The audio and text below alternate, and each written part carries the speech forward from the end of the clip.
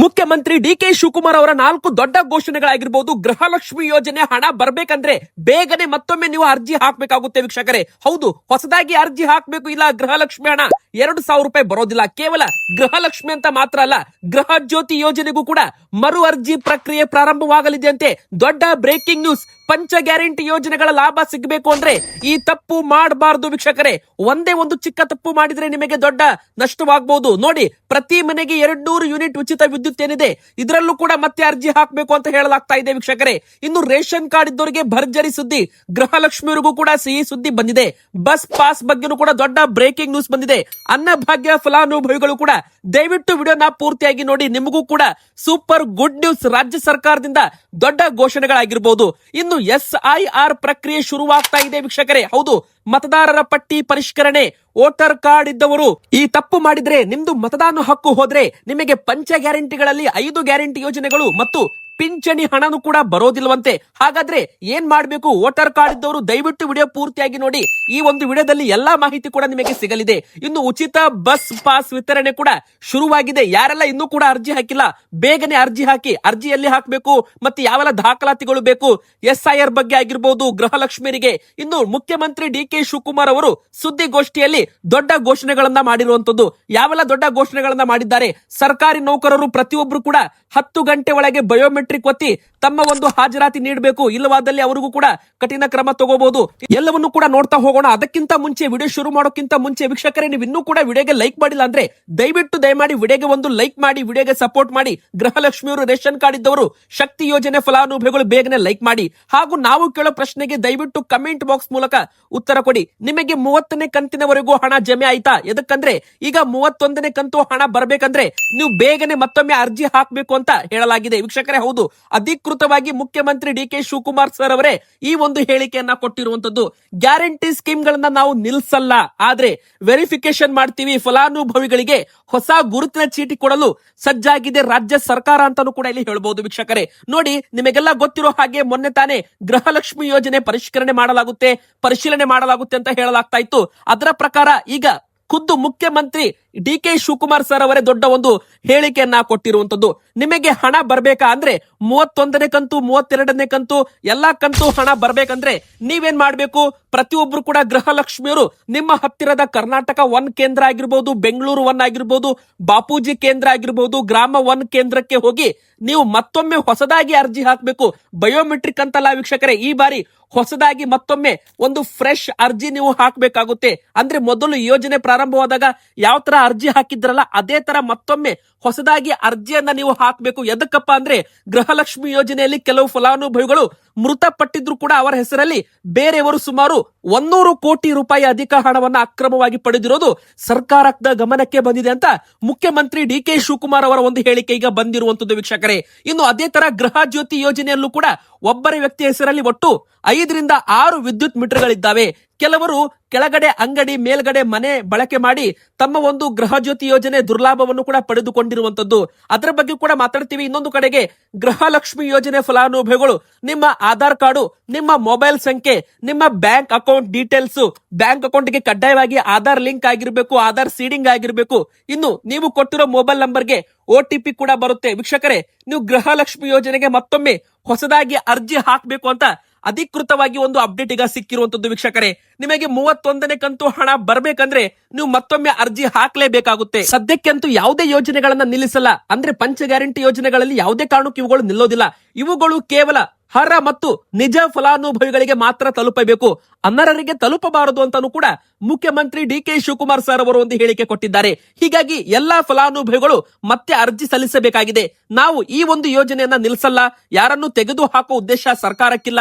ಸರಿಯಾದ ಮಾಹಿತಿ ನೀಡೋ ಅರ್ಹ ಫಲಾನುಭವಿಗಳಿಗೆ ಯೋಜನೆ ತಲುಪುತ್ತೆ ಎಂಬುದು ಸರ್ಕಾರದ ಉದ್ದೇಶವಾಗಿದೆ. ಇನ್ನು ಗೃಹಲಕ್ಷ್ಮಿ ಯೋಜನೆ, ಗೃಹ ಜ್ಯೋತಿ ಯೋಜನೆ ಬೇಕಾದ್ರೆ ನೀವು ಮತ್ತೊಮ್ಮೆ ಅರ್ಜಿ ಹಾಕಬೇಕಾಗುತ್ತೆ. ಪರಿಶೀಲನೆ ನಾವು ಮಾಡಿ ಹಣ ಕೊಡ್ತೀವಿ ಅಂತ ಒಂದು ಹೇಳಿಕೆ ಕೂಡ ಕೊಟ್ಟಿರುವಂತದ್ದು ವೀಕ್ಷಕರೇ. ಹೀಗಾಗಿ ಇದು ಮುಖ್ಯಮಂತ್ರಿ ಡಿ.ಕೆ. ಶಿವಕುಮಾರ್ ಅವರ ಹೇಳಿಕೆ ಆಗಿದೆ. ಇನ್ನು ಪ್ರತಿಯೊಬ್ಬರು ಕೂಡ ಅರ್ಜಿ ಹಾಕಿದ ನಂತರ ಎಲ್ಲ ಪರಿಶೀಲನೆ ಆಗಿ ಮತ್ತೆ ನಿಮಗೆ ಬಾಕಿ ಕಂತು ಹಣವನ್ನು ಕೂಡ ಜಮೆ ಮಾಡಲಾಗುತ್ತೆ. ಯಾರಿಗೂ ಕೂಡ ಹಣ ನಿಲ್ಸಲ್ಲ, ಪ್ರತಿಯೊಂದು ಯೋಜನೆ ಕೂಡ ಕಂಟಿನ್ಯೂ ಇರುತ್ತೆ ಅಂತ ಒಂದು ಭರವಸೆ ಕೂಡ ಇಲ್ಲಿ ಕೊಟ್ಟಿರುವಂತದ್ದು ವೀಕ್ಷಕರೇ. ಇನ್ನು ಗೃಹ ಜ್ಯೋತಿ ಯೋಜನೆ ಕೂಡ ಹೌದು, ಈ ಒಂದು ಗೃಹ ಜ್ಯೋತಿ ಫಲಾನುಭವಿಗಳು ಕೂಡ ಕಡ್ಡಾಯವಾಗಿ ಮತ್ತೊಮ್ಮೆ ಅರ್ಜಿ ಹಾಕಬೇಕು. ನಿಮ್ದೇನಾದ್ರೂ ಒಂದೇ ಹೆಸರಲ್ಲಿ 2, 3, 4 ಮೀಟರ್ಗಳಿದ್ರೆ ಪ್ರತಿಯೊಂದಕ್ಕೂ ಕೂಡ ನೀವು ಲೆಕ್ಕ ಕೊಡಬೇಕಾಗುತ್ತೆ. ಅಂದ್ರೆ ಆ ಒಂದು ಮೀಟರ್ ಅಲ್ಲಿ, ಅಂದ್ರೆ ಆ ಒಂದು ಮನೆಯಲ್ಲಿ ಯಾರಿದ್ದಾರೆ, 2, 3 ಮನೆ ಇರುತ್ತೆ ಒಂದೇ ಹೆಸರಲ್ಲಿ, 2, 3 ಗೃಹ ಜ್ಯೋತಿ ಅಕೌಂಟ್ ನೀವೇನಾದ್ರೂ ಓಪನ್ ಮಾಡಿಸಿದ್ರೆ ನೀವು ಆ ಒಂದು ಬಾಡಿಗೆ ಮನೆಯಲ್ಲಿ ಯಾರಿದ್ದಾರೆ ಅದಕ್ಕೆ ನೀವು ಒಂದು ಪ್ರೂಫ್ ಅನ್ನ ಕೊಡಬೇಕಾಗುತ್ತೆ. ಅವರು ಕರ್ನಾಟಕದವರ, ಬೇರೆ ರಾಜ್ಯದವರ, ಇದು ನೀವು ಖಂಡಿತವಾಗ್ಲೂ ಹೇಳ್ಬೇಕು, ಇಲ್ಲವಾದಲ್ಲಿ ಯೋಜನೆ ಬಂದಾಗುತ್ತೆ ವೀಕ್ಷಕರೇ. ಇನ್ನು ಗೃಹ ಜ್ಯೋತಿ ಯೋಜನೆ ಕೂಡ ಮತ್ತೊಮ್ಮೆ ಅರ್ಜಿಯನ್ನ ಹಾಕಬೇಕಾಗುತ್ತೆ. ಇನ್ನು ಕೆಲವರು ಏನ್ ಮಾಡಿದ್ದಾರೆ ಅಂದ್ರೆ, ಕೆಳಗಡೆ ಅಂಗಡಿ ಇರುತ್ತೆ, ಮೇಲ್ಗಡೆ ಮನೆ ಇರುತ್ತೆ, ಅವರು ಕೂಡ ಗೃಹ ಜ್ಯೋತಿ ಯೋಜನೆ ಮೂಲಕ ಮನೆಗೆ ಫ್ರೀ ಯೂನಿಟ್ ತಗೊಂಡು ಅದನ್ನ ಕಮರ್ಷಿಯಲ್ ಆಗಿ ಬಳಕೆ ಕೂಡ ಮಾಡಿದ್ರು. ಈ ಒಂದು ಯೋಜನೆ ದುರ್ಬಳಕೆ ಆಗಿರೋದು ಕೂಡ ಈಗ ಗೊತ್ತಾಗಿದೆ. ಸೊ ಇದನ್ನು ಕೂಡ ಪರಿಶೀಲನೆ ಮಾಡಲಾಗ್ತಾ ಇದೆ. ನೀವೇನಾದ್ರೂ ಬೇರೆಯವರ ಮೊಬೈಲ್ ನಂಬರ್ ಕೊಟ್ಟು ಯೋಜನೆ ಲಾಗಿನ್ ಆಗಿದ್ರೆ ಅದು ಕೂಡ ತಪ್ಪಾಗುತ್ತೆ ಅಂತ ಹೇಳಲಾಗಿದೆ ವೀಕ್ಷಕರೇ. ಅಂತವರನ್ನ ಯೋಜನೆಯಿಂದ ತೆಗೆದು ಹಾಕಲಾಗುತ್ತೆ. ಇನ್ನು ಮುಖ್ಯವಾಗಿ ಹೇಳ್ಬೇಕಂದ್ರೆ SIR ಪ್ರಕ್ರಿಯೆ ಕೂಡ ಶುರು ಆಗ್ತಾ ಇದೆ ವೀಕ್ಷಕರೇ. ಇದ್ರ ಬಗ್ಗೆ ತುಂಬಾ ಜಾಗರೂಕರಾಗಿರ್ಬೇಕು ಅಂತ ಈಗಾಗಲೇ ಮುಖ್ಯಮಂತ್ರಿ DK ಶಿವಕುಮಾರ್ ಅವರು ಒಂದು ಹೇಳಿಕೆಯನ್ನ ಕೊಟ್ಟಿರುವಂತದ್ದು. ಅಂದ್ರೆ SIR ಅಂದ್ರೆ ಸ್ಪೆಷಲ್ ಇಂಟೆನ್ಸಿವ್ ರಿವಿಷನ್. ಸಿಂಪಲ್ ಆಗಿ ಹೇಳ್ಬೇಕಂದ್ರೆ ನಿಮ್ದು ಮತದಾರರ ಪಟ್ಟಿ ಪರಿಷ್ಕರಣೆ. ಅಂದ್ರೆ ನೀವೇನು ವೋಟಿಂಗ್ ಮಾಡ್ತಿರಲ್ಲ, ನಿಮ್ದು ವೋಟರ್ ಕಾರ್ಡ್ ಇರುತ್ತೆ, ನೀವು ಪ್ರತಿ 5 ವರ್ಷಕ್ಕೊಂದ್ಸಲ ವೋಟಿಂಗ್ ಮಾಡ್ತಿರಲ್ಲ, ಆ ವೋಟಿಂಗ್ ಮಾಡುವಾಗ ನೀವು ಮತದಾನದ ಹಕ್ಕು ಅಂತ ಕರೀತಾರೆ.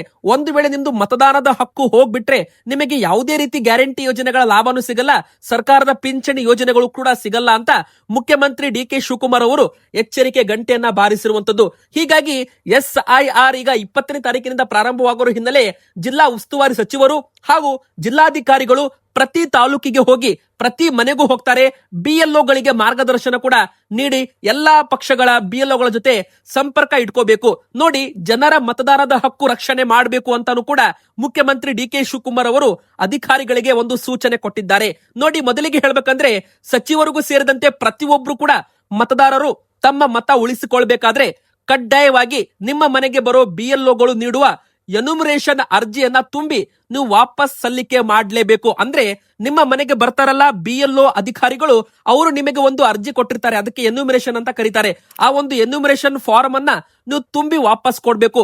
ಒಂದು ವೇಳೆ ನೀವು ಕೊಡ್ಲಿಲ್ಲ ಅಂದ್ರೆ ನಿಮ್ದು ಮತದಾನದ ಹಕ್ಕು ಹೋಗ್ಬಿಡುತ್ತೆ. ಅಂದ್ರೆ ನೀವು ಮತದಾನ ವೋಟಿಂಗ್ ಮಾಡುವಂತೆ ಇಲ್ಲ. ವೋಟಿಂಗ್ ಮಾಡಲ್ಲ ಅಂದ್ರೆ ನಿಮಗೆ ಸರ್ಕಾರದ ಯೋಜನೆಗಳ ಲಾಭನೂ ಕೂಡ ಸಿಗೋದಿಲ್ಲ. ಅದರಲ್ಲಿ ಗೃಹಲಕ್ಷ್ಮಿ ಹಣನೂ ಬರಲ್ಲ, ಅನ್ನಭಾಗ್ಯ ಯೋಜನೆ ಸಿಗಲ್ಲ, ಫ್ರೀ ಬಸ್ ಕೂಡ ಇಲ್ಲ, ಗೃಹ ಜ್ಯೋತಿ ಇಲ್ಲ, ಯುವ ನಿಧಿ ಇಲ್ಲ, ಯಾವುದೇ ರೀತಿ ಮತ್ತು ಪಿಂಚಣಿ ಕೂಡ ನಿಮಗೆ ಸಿಗೋದಿಲ್ಲ ಅಂತ ಮುಖ್ಯಮಂತ್ರಿ DK ಶಿವಕುಮಾರ್ ಸರ್ ಅವರು ಒಂದು ಹೇಳಿಕೆಯನ್ನ ಕೊಟ್ಟಿರುವಂತದ್ದು. ಇನ್ನು ಒಟ್ಟು 3 ಬಾರಿ ಮನೆಗೆ ಬರಬಹುದು. ಹೀಗಾಗಿ ಪ್ರತಿಯೊಬ್ರು ಕೂಡ ಅಲರ್ಟ್ ಆಗಿರಬೇಕು, ಪ್ರತಿಯೊಬ್ರು ಕೂಡ ಅರ್ಜಿ ತುಂಬಿ ವಾಪಸ್ ಕೊಡಬೇಕು. ಇನ್ನು 4ನೇ ದೊಡ್ಡ ಬ್ರೇಕಿಂಗ್ ನ್ಯೂಸ್, ರೇಷನ್ ಕಾರ್ಡ್ ಇದ್ದವರಿಗೆ ಅಂದ್ರೆ BPL ಕಾರ್ಡು ಹಾಗೂ AY ಅಂತ್ಯೋದಯ ಪಡಿತರ ಚೀಟಿ ಇದ್ದವರಿಗೆ ಗುಡ್ ನ್ಯೂಸ್ ಅಂತ ಹೇಳ್ಬೋದು. 2 ತಿಂಗಳ ಪಡಿತರ ಒಟ್ಟಿಗೆ ವಿತರಣೆ ಈಗ ಶುರುವಾಗಿದೆ ವೀಕ್ಷಕರೇ. ಪ್ರತಿಯೊಬ್ರು ನ್ಯಾಯಬೆಲೆ ಅಂಗಡಿಗೆ ಹೋಗಿ 2 ತಿಂಗಳದ್ದು ಪಡಿತರ ಪಡ್ಕೋಬಹುದು. ಆದ್ರೆ ಕೇಳಿ, ನೀವೇನಾದ್ರೂ ಮೇ ತಿಂಗಳದ್ದು ಪಡಿತರ ಪಡೆದುಕೊಂಡಿಲ್ಲ ಅಂದ್ರೆ ಮಾತ್ರ, ಒಬ್ಬೊಬ್ರು ಮೇ ತಿಂಗಳದ್ದು ಪಡಿತರ ಪಡೆದುಕೊಂಡವರಿಗೆ 1 ತಿಂಗಳದ್ದು ಮಾತ್ರ. ನೋಡಿ, ಏನಾಗಿತ್ತು ಅಂದ್ರೆ ಜೂನ್ ತಿಂಗಳದ್ದು ಮೇ ತಿಂಗಳಲ್ಲಿ ವಿತರಣೆ ಮಾಡಬೇಕು, 2 ತಿಂಗಳದ್ದು ವಿತರಣೆ ಮಾಡಬೇಕು ಅಂತ ಕೇಂದ್ರ ಸರ್ಕಾರ ಎಲ್ಲಾ ಒಂದು ನ್ಯಾಯಬೆಲೆ ಅಂಗಡಿಗಳಿಗೆ ಸೂಚನೆ ಕೊಟ್ಟಿದ್ದು. ಅದರ ಪ್ರಕಾರ 2 ಬಾರಿ ಬೆರಳಚ್ಚು ಕೊಡುವಾಗ ಸರ್ವರ್ ಸಮಸ್ಯೆಯಿಂದಾಗಿ ಕೇವಲ ಕೇಂದ್ರದ ಪಾಲಿನ ಮಾತ್ರ ಪಡಿತರ ವಿತರಣೆ ಆಗಿರಬಹುದು. ಕೆಲವು ಕಡೆಗೆ ರಾಜ್ಯ ಸರ್ಕಾರದ ಪಡಿತರ ವಿತರಣೆ ವಿಳಂಬವಾಗಿದ್ದು ಬೆಳಕಿಗೆ ಬಂದಿದೆ. ಸೊ ವೀಕ್ಷಕರೇ, ಯಾರೆಲ್ಲ ಪಡಿತರ ಪಡೆದುಕೊಂಡಿಲ್ಲ ಅಂದ್ರೆ ಹೋದ ತಿಂಗಳು ಪಡಿತರ ಯಾರು ಪಡೆದುಕೊಂಡಿಲ್ಲ ಅವರು ಈ ತಿಂಗಳು ಅಂದ್ರೆ ಜೂನ್ ತಿಂಗಳಲ್ಲಿ ಪಡಿತರ ಪಡ್ಕೋಬಹುದು. ಮೇ ಮತ್ತು ಜೂನ್ 2 ತಿಂಗಳದ್ದು ಪಡಿತರ ಈ ತಿಂಗಳು ಅವರು ಪಡ್ಕೋಬಹುದು. ಆದ್ರೆ ಏನಾಗಿದೆ, ಹೋದ ತಿಂಗಳು ಕೆಲವರಿಗೆ ಅಕ್ಕಿ ಮತ್ತು ರಾಗಿನ ವಿತರಣೆ ಮಾಡಿದ್ರು. ಆದ್ರೆ ಈ ಬಾರಿ ರಾಗಿ ವಿತರಣೆ ಇರೋದಿಲ್ವಂತೆ. ಅಂದ್ರೆ ನಮ್ಮ ಕರ್ನಾಟಕ ಸರ್ಕಾರದಿಂದ 10 kg ಅಕ್ಕಿ ವಿತರಣೆಗೆ ಗ್ರೀನ್ ಸಿಗ್ನಲ್ ಸಿಕ್ಕಿದೆ. ಅಂದ್ರೆ ಒಬ್ಬ ವ್ಯಕ್ತಿಗೆ 10 kg ಅಕ್ಕಿ 2 ತಿಂಗಳದ್ದು ಒಟ್ಟಿಗೆ ಕೊಡುವಂತೆ ಈಗಾಗಲೇ ಒಂದು ಸೂಚನೆ ಕೊಡಲಾಗಿದೆ. ಯಾರಿಗೆಲ್ಲ ಮೇ ತಿಂಗಳಲ್ಲಿ ಪಡಿತರ ವಿತರಣೆ ಆಗಿಲ್ಲ ಅಂತವರಿಗೆ 10 kg ಅಕ್ಕಿಯನ್ನ ವಿತರಣೆ ಮಾಡ್ತಾ ಇದ್ದಾರೆ. ಸೊ ವೀಕ್ಷಕರೇ, ಇಲ್ಲಿ ಅಂತ್ಯೋದಯ ಪಡಿತರ ಚೀಟಿದ್ದವರಿಗೆ 10 ಜನ ಇದ್ದವರಿಗೆ 130 kg ಅಕ್ಕಿಯನ್ನ ವಿತರಣೆ ಮಾಡೋದರ ಮೂಲಕ ಬಾಕಿ ಪಡಿತರ ವಿತರಣೆ ಕ್ಲಿಯರ್ ಅನ್ನ ಮಾಡ್ತಾ ಇರುವಂತದ್ದು. ಇದು ಎಲ್ಲಾ ಅನ್ನಭಾಗ್ಯ ಫಲಾನುಭವಿಗಳಿಗೆ ಒಂದು ಕಡೆಗೆ ಗುಡ್ ನ್ಯೂಸ್ ಅಂತಾನೆ ಹೇಳ್ಬಹುದು. ಆದ್ರೆ ಎರಡನೇದಾಗಿ ಹೇಳ್ಬೇಕಂದ್ರೆ BPL ಕಾರ್ಡ್ ಇದ್ದವರಿಗೆ, ಅಂತ್ಯೋದಯ ಪಡಿತರ ಚೀಟಿ ಇದ್ದವರಿಗೆ ಸದ್ಯಕ್ಕೆ ಇಂದಿರಾ ಕಿಟ್ ವಿತರಣೆ ವಿಳಂಬವಾಗುವ ಚಾನ್ಸ್ ಇದೆ. ಯಾಕಂದ್ರೆ ನೋಡಿ, ಸದ್ಯಕ್ಕೆ ಸರ್ಕಾರ ಅಕ್ಕಿ ವಿತರಣೆ ಬಗ್ಗೆ ಹೇಳಿಕೆ ಕೊಟ್ಟಿದೆ. ಅಂದ್ರೆ ಬಾಕಿ ಪಡಿತರ ಹೋದ ತಿಂಗಳದ್ದು ಈ ತಿಂಗಳದ್ದು ಎಲ್ಲ ಸೇರಿಸಿ ಅಕ್ಕಿಯನ್ನ ವಿತರಣೆ ಮಾಡಿ ಅಂತ ಒಂದು ಹೇಳಿಕೆ ಕೊಟ್ಟಿರುವಂತದ್ದು. ಹೀಗಾಗಿ ಇಂದಿರಾ ಕಿಟ್ ಬಗ್ಗೆ ಅಧಿಕೃತ ಆದೇಶ ಸರ್ಕಾರದಿಂದ ಇನ್ನೂ ಕೂಡ ಬಂದಿಲ್ಲ. ಆದ್ರೆ ಬಜೆಟ್ ನಲ್ಲಿ ಈಗಾಗಲೇ ಘೋಷಣೆ ಮಾಡಲಾಗಿದೆ. ಮಾಜಿ ಮುಖ್ಯಮಂತ್ರಿ ಸಿದ್ದರಾಮಯ್ಯನವರು 6200 ಕೋಟಿ ರೂಪಾಯಿ ಹಣವನ್ನ ಇಂದಿರಾ ಕಿಟ್ ಗೋಸ್ಕರ ಅಂತ ಮೀಸಲಿಟ್ಟಿರುವಂತದ್ದು. ಸೊ ವೀಕ್ಷಕರೇ, ಇಲ್ಲಿ ಅಡುಗೆ ಎಣ್ಣೆ, ಉಪ್ಪು, ಸಕ್ಕರೆ ಸಕ್ಕರೆ, ತೊಗರಿಬೇಳೆ ಈ 4 ಆಹಾರ ಸಾಮಗ್ರಿಗಳನ್ನ ಕಿಟ್ ಮೂಲಕ ಜೂನ್ ತಿಂಗಳಿನಿಂದ ಕೊಡ್ತೀವಿ ಅಂತ ಆಹಾರ ಸಚಿವರು KH ಮುನಿಯಪ್ಪ ಅವರು ಒಂದು ಹೇಳಿಕೆ ಕೊಟ್ಟಿದ್ರು. ಆದ್ರೆ ಇನ್ನೂ ಕೂಡ ಇದ್ರ ಬಗ್ಗೆ ಯಾವುದೇ ರೀತಿ ಅಧಿಕೃತ ಆದೇಶವಾಗಿರ್ಬೋದು, ಸರ್ಕಾರದ ಮಟ್ಟದಲ್ಲಿ ಚರ್ಚೆ ಇನ್ನೂ ಕೂಡ ಇದ್ರ ಬಗ್ಗೆ ಅಪ್ಡೇಟ್ ಬಂದಿಲ್ಲ. ಸೊ ವೀಕ್ಷಕರೇ, ಈ ತಿಂಗಳು ಕೂಡ ಇಂದಿರಾ ಕಿಟ್ ವಿತರಣೆ ಸ್ವಲ್ಪ ವಿಳಂಬವಾಗಬಹುದು, ಆದ್ರೆ ಜುಲೈ ತಿಂಗಳಲ್ಲಿ ವಿತರಣೆ ಆಗುತ್ತಾ ಕಾದು ನೋಡ್ಬೇಕಾಗಿದೆ. ಇನ್ನು ಕೊನೆಯದಾಗಿ ವೀಕ್ಷಕರೇ, ಬಸ್ಗಳ ಪಾಸ್ ವಿತರಣೆ ಶುರುವಾಗಿದೆ. ಹೌದು, ಎಲ್ಲ ವಿದ್ಯಾರ್ಥಿಗಳಿಗೂ ಕೂಡ ಈಗ ಬಸ್ ಪಾಸ್ ವಿತರಣೆ ಪ್ರಾರಂಭವಾಗಿದೆ. ಯಾರೆಲ್ಲ ಅರ್ಜಿ ಹಾಕಿದ್ರು ನೋಡಿ, ಅವರಿಗೆ ಪಾಸ್ ಅನ್ನ ವಿತರಣೆ ಮಾಡಲಾಗ್ತಾ ಇದೆ. ಇನ್ನು ಯಾರೆಲ್ಲ ಹಣ ಕೊಟ್ಟು ಪಾಸ್ ಪಡ್ಕೊಂಡಿದ್ರು ಅವರಿಗೆ ಹಣ ವಾಪಸ್ ಕೊಡುವಂತೇನು ಕೂಡ ಈಗಾಗಲೇ ಸಾರಿಗೆ ಸಚಿವರು ಭೈರತಿ ಸುರೇಶ್ ಅವರು ಒಂದು ಸೂಚನೆಯನ್ನ ಕೊಟ್ಟಿದ್ದಾರೆ. ಯಾರೆಲ್ಲ ಹಣ ಕೊಟ್ಟು ಪಾಸ್ ಪಡ್ಕೊಂಡಿದ್ರೆ ಅವರಿಗೆ 15 ದಿನದ ಒಳಗಡೆ ಹಣ ವಾಪಸ್ ರಿಫಂಡ್, ಪೂರ್ತಿ ಹಣ ವಾಪಸ್ ರಿಫಂಡ್ ಮಾಡಲಾಗುತ್ತೆ. ಇನ್ನು ಎರಡನೇದಾಗಿ ಹೇಳ್ಬೇಕಂದ್ರೆ, ಆ ವಿದ್ಯಾರ್ಥಿಗಳಿಗೂ ಕೂಡ ಬಸ್ ಗಳನ್ನ ಫ್ರೀ ಮಾಡಿದ್ದು ನಿಮಗೆಲ್ಲ ಗೊತ್ತಿದೆ. ಈಗ ಪಾಸ್ ಕೂಡ ಫ್ರೀ ಆಗಿ ವಿತರಣೆ ಮಾಡ್ತಾ ಇದ್ದಾರೆ. ಬಸ್ಗಳು ಫುಲ್ ಆಗ್ತಾ ಇದ್ದಾವೆ. ಮೊದಲು ಕೇವಲ ಮಹಿಳೆಯರಿಂದ ಫುಲ್ ಆಗ್ತಾ ಇತ್ತು. ಈಗ ಆ ಒಂದು ಸ್ಕೂಲ್ ಅವರ್ಸ್ ಅಲ್ಲಿ ಬಸ್ಗಳು ವಿದ್ಯಾರ್ಥಿಗಳಿಂದ ಫುಲ್ ಆಗ್ತಾ ಇದೆ ಅಂತಾನು ಕೂಡ ಕೆಲವು ಕಡೆಗೆ ಜನರು ಒಂದು ಕಮೆಂಟ್ಸ್ ಗಳನ್ನ ಮಾಡಿರುವಂತದ್ದು. ವೀಕ್ಷಕರೇ, ಬಸ್ಗಳು ಮೊದಲೇ ತುಂಬಿ ತುಳುಕ್ತಾ ಇದ್ದಾವೆ ಅಂತಾನು ಕೂಡ ಒಂದು ಹೇಳಿಕೆಯನ್ನ ಕೊಟ್ಟಿರುವಂತದ್ದು. ಹೆಚ್ಚುವರಿ ಬಸ್ ಗಳನ್ನ ಬಿಡುಗಡೆ ಮಾಡುವಂತೆ ಸಾರ್ವಜನಿಕರು ಸರ್ಕಾರಕ್ಕೆ ಒಂದು ಮನವಿ ಕೂಡ ಇಲ್ಲಿ ಮಾಡ್ತಾ ಇರುವಂತದ್ದು. ಇನ್ನು ಶಕ್ತಿ ಸ್ಮಾರ್ಟ್ ಕಾರ್ಡ್ ವಿತರಣೆ ಕೂಡ ಅಧಿಕೃತವಾಗಿ ಪ್ರಾರಂಭವಾಗ್ತಾ ಇದೆ. ನೋಡಿ, 3 ಕೋಟಿ ಸ್ಮಾರ್ಟ್ ಕಾರ್ಡ್ ವಿತರಣೆ ಮಾಡಲು ಸರ್ಕಾರ ಸಜ್ಜಾಗಿದೆ. ಆಧಾರ್ ಕಾರ್ಡ್ಗೆ ಬ್ರೇಕ್ ಬೀಳುತ್ತೆ. ಸ್ಮಾರ್ಟ್ ಕಾರ್ಡ್ ವಿತರಣೆ ಆದ ಬಳಿಕ ಶಕ್ತಿ ಯೋಜನೆಯಲ್ಲಿ ನಡೆದಿರುವ ಅಕ್ರಮಗಳು ಕೂಡ ಬಂದ್ ಆಗುತ್ತೆ ಅಂತಾನು ಕೂಡ ಹೇಳ್ಬಹುದು. ವೀಕ್ಷಕರೇ, ಎದಕ್ಕಪ್ಪ ಅಂದ್ರೆ, ಬೇರೆ ರಾಜ್ಯದ ಮಹಿಳೆಯರು ನಕಲಿ ಆಧಾರ್ ಕಾರ್ಡ್ ತೋರಿಸೋದ್ರ ಮೂಲಕ ಪ್ರಯಾಣ ಮಾಡ್ತಾ ಇದ್ದಾರೆ. ಇದು ಎಲ್ಲರಿಗೂ ಕೂಡ ಗೊತ್ತು. ನಮ್ಮ ಕರ್ನಾಟಕದಲ್ಲಿ ತುಂಬಾ ಜನರು ಬೇರೆ ರಾಜ್ಯದವರು ಕೂಡ ಬಂದು ಈ ಒಂದು ಯೋಜನೆ ಲಾಭ ಪಡ್ಕೋತಾ ಇದ್ದಾರೆ. ಇದು ನಮ್ಮ ಕರ್ನಾಟಕಕ್ಕೆ ಹೊರೆ ಅಂತ ಹೇಳ್ಬಹುದು. ಹೀಗಾಗಿ ಸರ್ಕಾರ ಆದಷ್ಟು ಬೇಗನೆ ಸ್ಮಾರ್ಟ್ ಕಾರ್ಡ್ ವಿತರಣೆಗೆ ಗ್ರೀನ್ ಸಿಗ್ನಲ್ ಕೊಟ್ಟು ವಿತರಣೆ ಮಾಡಬೇಕು. ನೋಡಿ, ವಿದ್ಯಾರ್ಥಿಗಳಿಗೆ ಬಸ್ ಪಾಸ್ ವಿತರಣೆ ಆದ ಕೂಡಲೇ ಶಕ್ತಿ ಸ್ಮಾರ್ಟ್ ಕಾರ್ಡ್ ಕೂಡ ವಿತರಣೆ ಮಾಡಲಾಗುತ್ತೆ ಎಂಬುವ ಮಾಹಿತಿ ಸಿಕ್ಕಿದೆ. ವೀಕ್ಷಕರೇ, ಕೇವಲ 2 ತಿಂಗಳಲ್ಲಿ ಎಲ್ಲ ಸ್ಮಾರ್ಟ್ ಕಾರ್ಡ್ ವಿತರಣೆ ಆಗಬಹುದು. 3 ಕೋಟಿ ಸ್ಮಾರ್ಟ್ ಕಾರ್ಡ್ ವಿತರಣೆ ಆದ ಬಳಿಕ ಆಧಾರ್ ಕಾರ್ಡ್ಗೆ ಬ್ರೇಕ್ ಬೀಳುತ್ತೆ. ಆಧಾರ್ ಕಾರ್ಡ್ ತೋರಿಸಿದ್ರೆ ಫ್ರೀ ಆಗಿ ಟಿಕೆಟ್ ಕೊಡಲ್ಲ. ನೀವು ಸ್ಮಾರ್ಟ್ ಕಾರ್ಡ್ ತೋರಿಸಿದ್ರೆ ಮಾತ್ರ ಫ್ರೀ ಟಿಕೆಟ್ ಇರುತ್ತೆ. ಆಧಾರ್ ಕಾರ್ಡ್ ತಗೊಂಡು ಹೋದ್ರೆ ಫುಲ್ ಟಿಕೆಟ್ ಕೊಡಬೇಕಾಗುತ್ತೆ, ಹಣ ಕೊಡಬೇಕಾಗುತ್ತೆ ಅಂತ ಹೇಳ್ತಾ ಇದ್ದಾರೆ. ಇವತ್ತಿಗೆ ಇಷ್ಟ ಆಗಿತ್ತು ವಿಡಿಯೋ ಲೈಕ್ ಮಾಡಿ, ಚಾನಲ್ಗೆ ಸಬ್ಸ್ಕ್ರೈಬ್ ಆಗಿ.